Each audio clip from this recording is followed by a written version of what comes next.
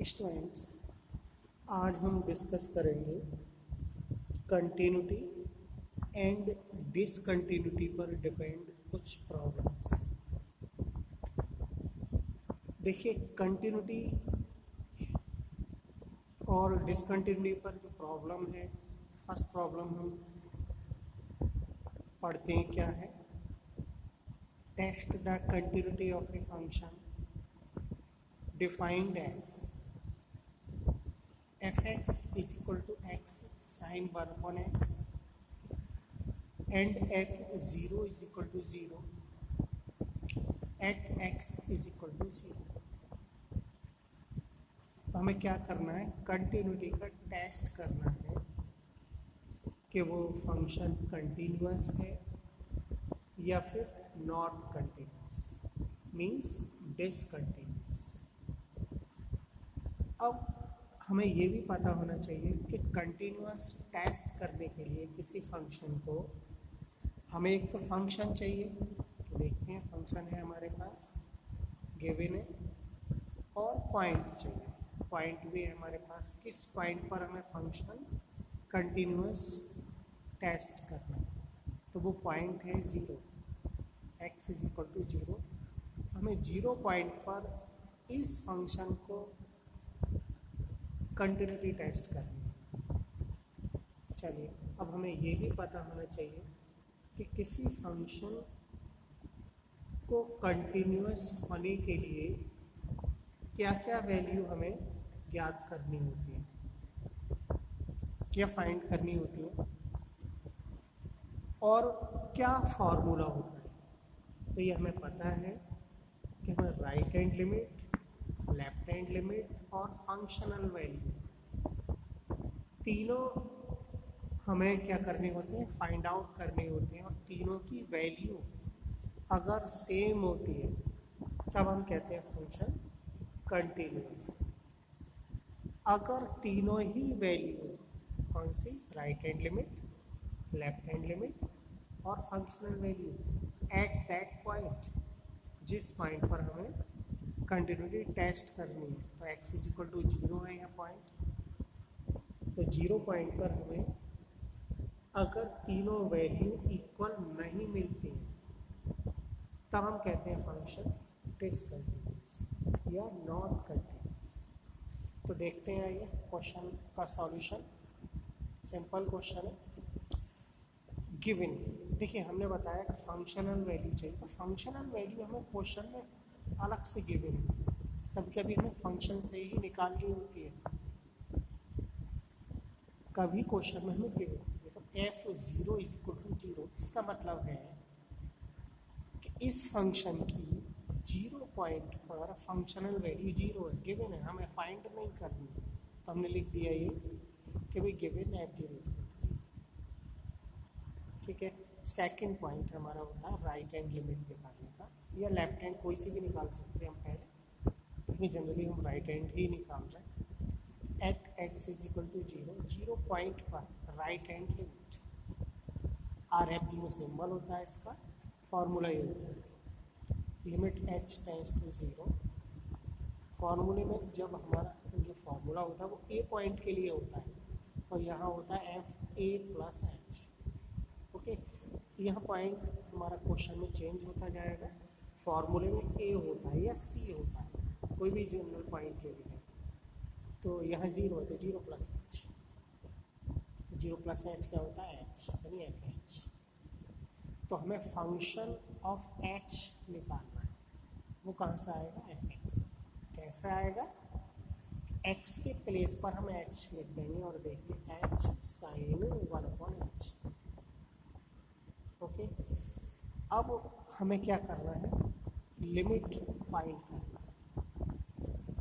तो हमें पता है कि लिमिट के चैप्टर में हमने लिमिट टॉपिक जब हमने किया था तो वहाँ एक क्वेश्चन सॉल्व किया था कि limit x tends to 0 x sine 1 x, बिल्कुल सेम प्रोसेस लगेगा।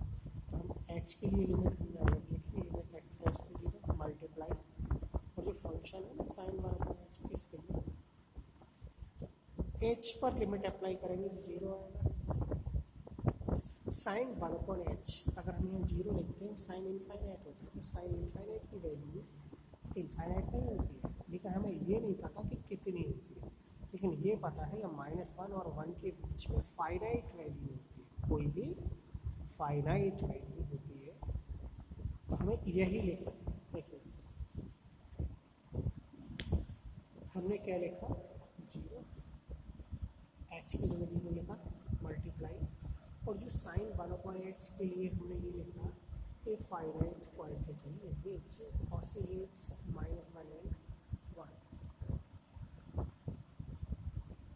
तो कितनी होगी ये नहीं पता, लेकिन ये पता है -1 और 1 के बीच में एक फाइनाइट क्वांटिटी होगी, जैसे कि हम कह रहे 0.2 या 0.99991 कुछ भी हो, तो हमारा मकसद है केवल वैल्यू फाइंड करना। तो 0 की मल्टीप्लाई कुछ भी फाइनाइट वैल्यू से करें तो 0 आती है, हमारा काम हो गया, तो 0 आ गया, यहाँ कुछ भी कोई मतलब नहीं। चलिए लेफ्ट हैंड लिमिट के लिए देखते हैं,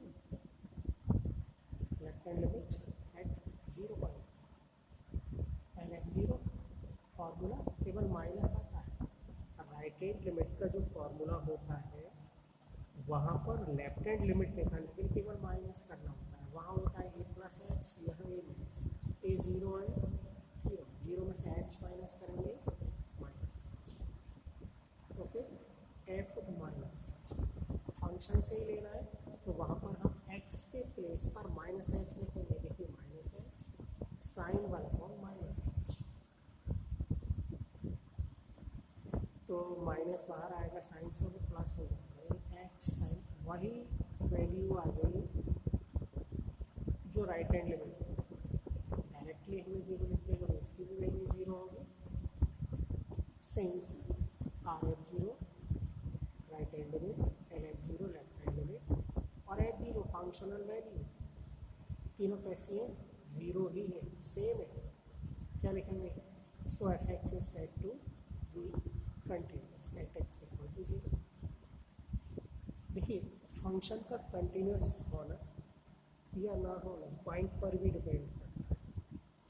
अगर हम पॉइंट चेंज कर दें, हो सकता है फंक्शन कंटिन्यूस ना हो, तो ये ज़रूरी नहीं है 0 पॉइंट पर फंक्शन कंटिन्यूस होगा, तो वो सभी पॉइंट पर होगा, ठीक है। चलिए एक और क्वेश्चन सॉल्व करते हैं। देखिए test the continuity for a function fx is equal to 2⁴x, function हमें ये दिया है, लेकिन इसके साथ कंडीशन है when x not equal to 0, जब x 0 नहीं है तब हम इस फंक्शन को यूज़ करेंगे, और जब x 0 है तो फंक्शन में वैल्यू हमें 0 है, गिवन है। किस पॉइंट पर हमें कंटिन्यूटी देखना है, 0 पॉइंट पर। देखिए मेथड तो वही है, केवल फंक्शन चेंज हो गया, ओके। तो देखते हैं फंक्शन क्या है, 2⁴1x। चलिए सॉल्यूशन इसका गिवन दैट, जैसा कि आप देख रहे हैं f0 0 है, यानी फंक्शनल वैल्यू हमें गिवन है, और कितनी है 0, क्वेश्चन में ही गिवन है। ज्ञात नहीं करनी है इससे, ज्ञात जब करनी होती है जब दी नहीं होती। आगे देखते हैं, right hand limit 0 point RF0 limit h tends to 0, f0+h fh ज्ञात करना है। fh फंक्शन से ज्ञात होता है, फंक्शन है 2⁴1x, क्या हो जाएगा, x के प्लेस पर हम h लिख देंगे, तो 2⁴1h, तो 2⁴1h की हमें लिमिट वैल्यू निकालनी है 0 पॉइंट पर, h टेंड्स टू 0 है, तो ये लिमिट का क्वेश्चन हो जाता है यहाँ से। तो देखिए h के प्लेस पर 0 लिखते हैं, 2⁴1.0 फाइनाइट, तो इसकी वैल्यू इनफाइनाइट होती है, ये आपको पता होना चाहिए। हमने फार्मूला साइन लिखाया होगा, नहीं तो याद कर लीजिए, a की power infinite is equal to infinite, लेकिन a की वैल्यू 1 से ग्रेटर होनी चाहिए, okay. And left hand limit 0 point पर फार्मूला LF0 सिंबल फार्मूला ये 0 minus h, 0 minus h, f minus h. अब एफ माइनस एच की वैल्यू कहाँ से लाएंगे हम, फिर फंक्शन से। क्या लिखेंगे, एक्स के प्लेस पर माइनस एच लिखेंगे पूरा।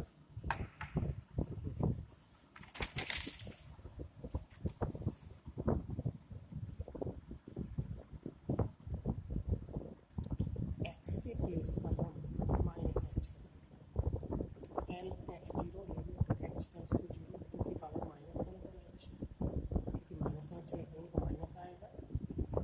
अब लिमिट अप्लाई कर दीजिएगा, सिंपल, टू की power minus one point zero two की पावर माइनस इनफाइनाइट। देखिए ए की पावर इनफाइनाइट की वैल्यू इनफाइनाइट होती है और ए की पावर माइनस इनफाइनाइट की वैल्यू जीरो होती है। क्यों होती है, ए की पावर माइनस इनफाइनाइट के लिए हम ये लिख सकते हैं ना, ए की पावर इनफाइनाइट पॉजिटिव करके, और इसकी वैल्यू होगी infinite, one upon infinite zero होता है, इसलिए इसकी वैल्यू जीरो। तो हमें रटने की ज़रूरत नहीं, हमें फॉर्मूला केवल ए के याद करना है कि ए की पावर इनफाइनाइट की वैल्यू इनफाइनाइट होती है। अब जब कभी भी हमें माइनस की पावर की वैल्यू निकालनी होगी तो हम क्या करेंगे, इसको हम डिनोमिनेटर ले जाएंगे तो पॉजिटिव हो जाएगी, और ए की पावर पॉजिटिव इनफाइनाइट की वैल्यू इनफाइनाइट होती है और वन अपॉन इनफाइनाइट जीरो होता है। ओके, तो ये रटना नहीं है, हमें कैलकुलेशन से निकालना है। जीरो हो गई, चलिए। हाँ, हमने ये देखा यहाँ कि दोनों नॉट इक्वल है, कौन, राइट हैंड में और लेफ्ट हैंड में।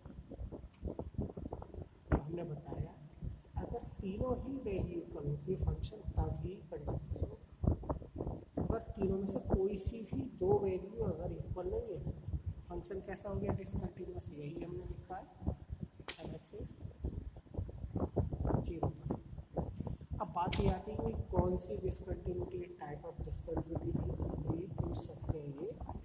तो इन्होंने पूछा तो नहीं, लेकिन मैंने लिख दिया। देखिए हमने बताया था रिमूवेबल, फर्स्ट लाइन, सेकंड। तो रिमूवेबल तो ये होती है right hand left hand equal होती है, लेकिन फंक्शनल वैल्यू जीरो नहीं होती है, फंक्शन वैल्यू सेम नहीं होती। तो यह right hand left hand equal नहीं है, तो ये फर्स्ट काइंड होनी चाहिए, लेकिन इसमें राइट हैंड लिमिट एग्जिस्ट ही नहीं करेगी। वहाँ पर लिमिट दोनों एग्जिस्ट करेंगी फर्स्ट काइंड में, लेकिन क्या होगा, इक्वल।